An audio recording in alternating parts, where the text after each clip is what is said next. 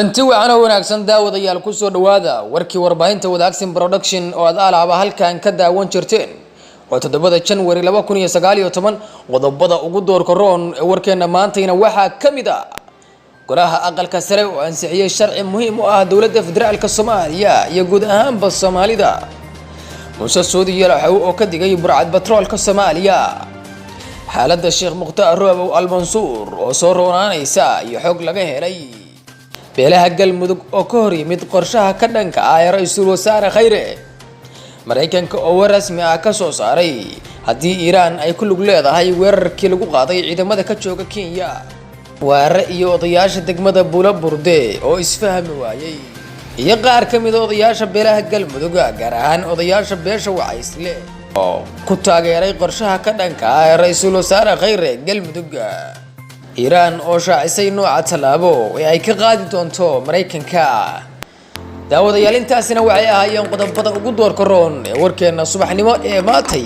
fadlan daawada waxa xasuusin iga ah in aadan hilmaamin subscribe isla markaana aad gambaleel ka furatid si aad u noqotid daawadaha ugu horeeya ee hela warbixinada aan halkan soo gelino ku mahadsanid haatan ku soo dhawaada warkii oo fidsan aqalka sare ee baarlamaanka Soomaaliya ayaa maanta ansixiyay sharciga batroolka dalka oo muhiim ah Soomaaliya si ay u soo saarto kheyraadka shidaalka ee la rumaysan yahay inuu dalka ku jiro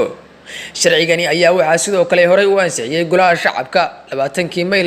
2019 wuxuuna hadda u baahan yahay kaliya saxiixa madaxweyne Farmaajo si uu u dhaqan galo wasiirka hoggaanka batroolka iyo macdanta Soomaaliya Maxamuud Cabdulqaadir Hilaal ayaa bogaadiyay talaabada aqalka sare oo ku qeexay mid bog cusub u furtay Soomaaliya sanadka Soomaaliya ayaa ansixiyay sharciga batroolka Soomaaliya sharci muhiim u ah oo loogu dan leeyahay inuu dalkeenu barwaaqo oo noqdo mid guul ka soo iyo qaybta saliidda iyo shidaalka waa mahadsan yihiin xubnaha sanadka bog cusub ayaa u furtay Soomaaliya ayuu Hilaal ku soo qoray boggiisa Twitterka sharcigan ayaa dejinaya xeerarka maamul iyo maaliyadeed ee dawladdu u ogolaanaya inay ugu dambeyn saamiso shidaalka iyo gaaska loo maleynayo inuu ku jiro xeebaha Soomaaliya waxa la rumaysan yahay in 30 bilyan oo barmiil oo shidaal ay ku jiraan xeebaha Soomaaliya taasi oo haddii ay run noqoto gabi ahaan bedeli doonto mustaqbalka Soomaaliya si kastaba sharcigani ayaa waxa horey u diiday maamul goboleedyada dalka oo ku dooday in la tashi iyo kaalin laga siinin Senator Muuse Suudi Yalaxow oo shalay hadal ka jeediyay fadhigii golaha aqalka sare ee lagu ansixinayay sharciga batroolka dalka ayaa soo jeediyay in ansixinta sharciga lala sugo dawlad xoog leh oo damaanad qaadi karta senatorka ayaa sheegay in mar walba ay muhiim tahay in la soo saaro batroolka dalka balse aysan suurtagal ahayn in hadda lagu degdego iyadoo uusan jirin sharci lagu heshiiyay oo lagu hago batroolka isla markaana ay sharcigan raalli ka ahayn dawladaha xubnaha ka ah dawladda federaalka sida Somaliland, Puntland, Galmudug iyo Jubbaland sidoo kalena Muuse Suudi wuxuu sheegay in qaybo kamid ah badda ay dacwad ku jirto isla markaana ay qabaan shaki badan oo ku aadan sida ay xukuumaddu ugu xusul duubayso suuq geynta shidaalka dalka waxa la qodi rabo ee warqadaha loo sameeyo oo la beec geynayo oo kulankeeda iyo canshuurteeda la iska guranayo oo garoomada iyo dekadahooda la biisho waa reer Hirshabeelle iyo Muqdisho badana waa la kala xigaa aniga waardiye ayaan ka ahay baddaas marka hadda waxaan arkaa dad waxooda u keedsan yihiin waxaanuna gacanta u taagan oo la leeyahay waa la hirgelinaya oo naboobaya ayuu yiri Senator Muuse senatorka oo hadalkiisa sii wata ayaa golaha ka hor yiri sharcigan waxa laga rabaa in warqadii lagu soo saxeeyay golaha shacabka laga saxeeyo golaha aqalka sare kadibna loo geeyo madaxweynaha marka uu saxeeyo ra'iisul wasaaruhu u geeyo shirkado lacag kaliya looga rabo ugu dambeyn Senator Muuse ayaa soo jeediyay in heshiiska hadii la galayo lala galo dawladda damaanad qaadi karto oo aan ku xadgudbayn doomaha badeena ku ilaashano ma qabno maraakiib islaameed ayaa noo soo gudbisay raashinka kalluunkii ayaan ilaashan weynay burcadbadeed ayaan iska dhicin weynay marka burcad batrool iskama ilaalin karno ayuu hadalkiisa ku soo gabagabeeyay Senator Muuse Suudi Yalaxow aqalka sare ee baarlamaanka Soomaaliya ayaa shalay ansixiyay sharciga batroolka dalka oo muhiim u ah Soomaaliya si ay u soo saarto kheyraadka shidaalka ee la rumaysan yahay inuu dalka ku jiro sharcigan ayaa waxa sidoo kale horey u ansixiyay golaha shacabka 20 May 2019 wuxuuna hadda u baahan yahay kaliya saxiixa madaxweyne Farmaajo wasiirka hoggaanka batroolka iyo macdanta Soomaaliya Maxamuud Cabdulqaadir Hilaal ayaa bogaadiyay talaabada aqalka sare oo uu ku qeexay mid bog cusub u furaysa Soomaaliya sida ay ogaatay warbaahinta wadaagsan production waxa 4 maalmood kadib shalay cuntadii bilaabay Sheekh Mukhtaar Roobow Al-Mansuur oo muddo sanad ka badan u xiran dawladda federaalka Soomaaliya Al-Mansuur ayaa 3 arin u qaatay go'aanka ah inuu cuntada ka soomo waxaana wararka aan helnay ay xaqiijiyeen in 3 caqabad mid kamid ah la xaliyay halka kuwa kalena aanan wali wax laga qaban Abu Mansuur ayaa ka cabanayay arrimaha kale ah in la dajiyay guri jingad ah oo ku yaala dhabarka dambe ee madaxtooyada kana tirsan degmada Wardhiigley ee gobolka Banaadir waana aag ay badanaa ku soo dhacaan madaafiicda loo wada filo Soomaaliya in aysan mushaar qaadan ciidanka ilaaliya dhowrkii bil ee la soo dhaafay isla markaana ay ka suurtoobi karaan xaalad kasta inuusan helin cadaalad muddo ka badan sanad oo uu xiran yahay dowladda federaalka Soomaaliya wasiirkii hore ee gaashaandhigga Soomaaliya Cabdirashiid Cabdullaahi Maxamed ayaa xalay raadiyo kulmiye ee Muqdisho u sheegay in Abu Mansuur uu soomay saddexdaas arrin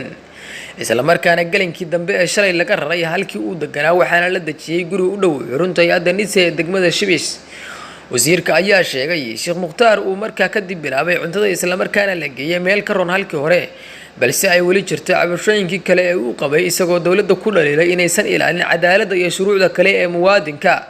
dhowrkii maalmood ee la soo dhaafay ayaa waxa aad looga hadalhayay xaaladda caafimaad ee Abu Mansuur iyadoo dadku walaac ka qabeen noloshiisa maadaama uu ka soo maraa cuntada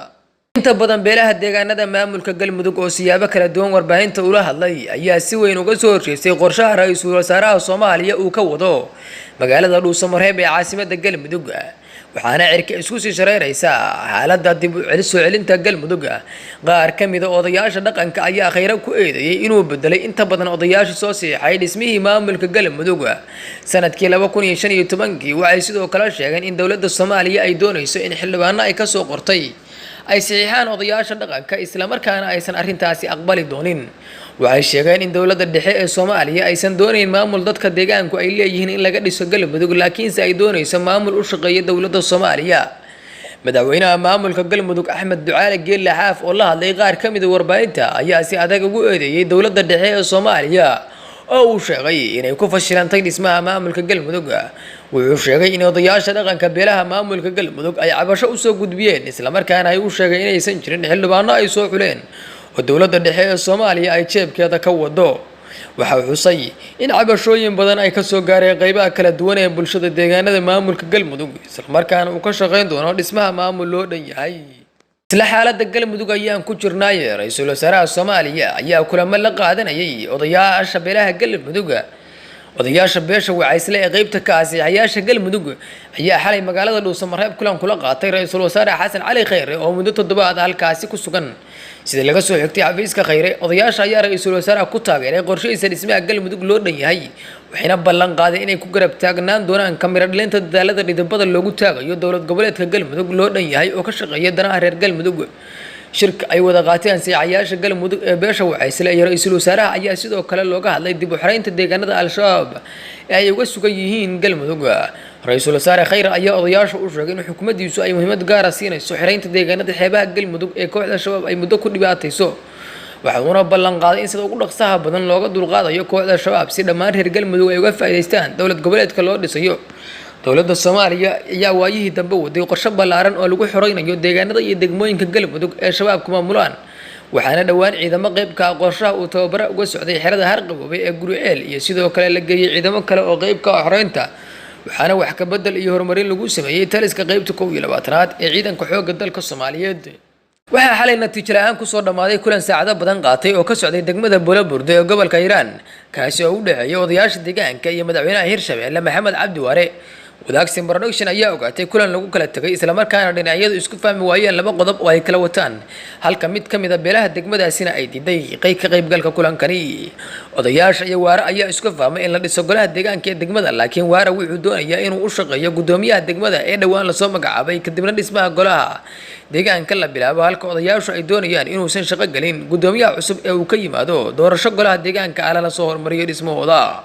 sidoo kalena waxay ku taliyeen in maamulku hore sii shaqeeyo sidoo kale odayaasha qaar ayaa diiday ka qaybgalka kulanka madaxweyne Waare waxayna ku caabanayaan in madaxweynuhu uu ku dhaqmayo cadaalad darro iyo waxdoodsiin Maxamed Cabdi Waare ayaa xaddi gaaray Buulaburdo si loo xaliyo khilaafka degmada ka jira kaas oo u muuqda inay xaaladdu ka sii dirayso taliska ciidamada Mareykanka ee Africom ayaa war rasmi ah ka soo saaray tuhunka laga qabo in Iiraan ku lug lahayd weerarka Al-Shabaab ay shalay subax ku qaaday saldhigga ciidamada Mareykanka ee Mandabay ee dalka Kenya weerarkaasi ayaa ku soo aadaya 2 maalin kadib markii Mareykanku ay 3 Janaayo dalka Ciraaq ku dileen generaalkii sare ee reer Iiraan ee Qaasim Sulaymaan oo Iiraan ku hanjabtay inay si daran u aargudan doonto hase yeeshee Africom ayaa sheegtay inay qiimeeyeen in weerarkii Mandabay Al-Shabaab uusan wax xiriir ah la lahayn Iiraan inkastoo ku lug lahaanshaha Iiraan ee weerarkaasi aan la tuhmin haddana Afrika waxay la socotaa in dalal kale oo Iiraan ku jirta ay raadinayaan inay saameyn ku yeeshaan geeska Afrika ayaa lagu yiri qoraal caawa ka soo baxay Africom ayaa shalay xaqiijiyay in 3 qof oo Mareykan ah lagu dilay weerarkii Al-Shabaab ee Mandabay ee gobolka Lamu ee dalka Mareykanka 3 qof ee la dilay ayaa ka koobnaa hal askari iyo 2 qandaraasle oo la shaqeynayay wasaaradda gaashaandhigga waxaa sidoo kale weerarka lagu dhaawacay 2 askari oo kale oo Mareykan ah oo xaaladoodu ay hadda wanaagsan tahay sida lagu sheegay bayaanka Africom qoyska askariga ku dhintay weerarka ayaa xaqiijiyay in askariga la dilay lagu magacaabay Henry Mayfield oo ahaa 23 jir Henry Mayfield oo deganaa duleedka magaalada Chicago ayaa la sheegay inuu ciidanka ku biiray bishii June 2018 Al-Shabaab oo sheegtay mas'uuliyadda weerarkan ayaa tiri inuu qayb ka yahay ololaheeda Qudus lama yahuudeynayo isla wararkii bariga dhexe iyo xaaladda ka taagan Iiraan iyo Mareykanka ayaynu ku jirnaa la taliyaha dhanka militariga ee hogaamiyaha ruuxiga Iiraan ayaa sheegay in talaabada Iiraan ay uga argudan doonto dilka generaalkeedii sare Qaasim Sulaymaani ay noqon doonto mid military waraysi ay siisay CNN ayaa la taliyaha Major General Hussein Dagfan waxa uu ku sheegay in ay Iiraan si toos u beegsan doono goobo military oo Mareykanka uu leeyahay Dagfan oo hore u soo noqday wasiirka gaashaandhigga Iiraan ayaa sidoo kale sheegay in jawaabtan ay toos uga iman doonto Iiraan oo aanay soo marsiin doonin mid kamid ah maleeshiyooyinka ay taageerto ee bariga dhexe waxaa lagu doodi karaa inaan adeegsan doono kooxo waxaanu sheegayaa America Trump wuxuu naga qaaday tallaabo toos ah sidaas darteed waxaanu ka qaadi doonaa tallaabo toos ah wuxuu sidoo kale sheegay in Iiraan aysan ku degdegi doonin inay aargudato balse ay si taxadar leh u dooran doonto bartilmaameedyada ay beegsan doonto falcelinteenu waxay noqon doontaa mid xigmadaysan oo waqti laga fiirsaday isla markaana wadata saameyn xoogan ayuu yiri Dagfan madaxweynaha Iiraan Xasan Ruuxaani ayaa hore u sheegay in Mareykanku ay wajihi doonaan cawaaqibka dilka ay u geysteen Qaasim Sulaymaani Trump ayaa isna ku hanjabay in haddii Iiraan ay aargudato oo Mareykanku diyaariyay 52 goobood oo ku yaala dalkaas oo uu beegsan doono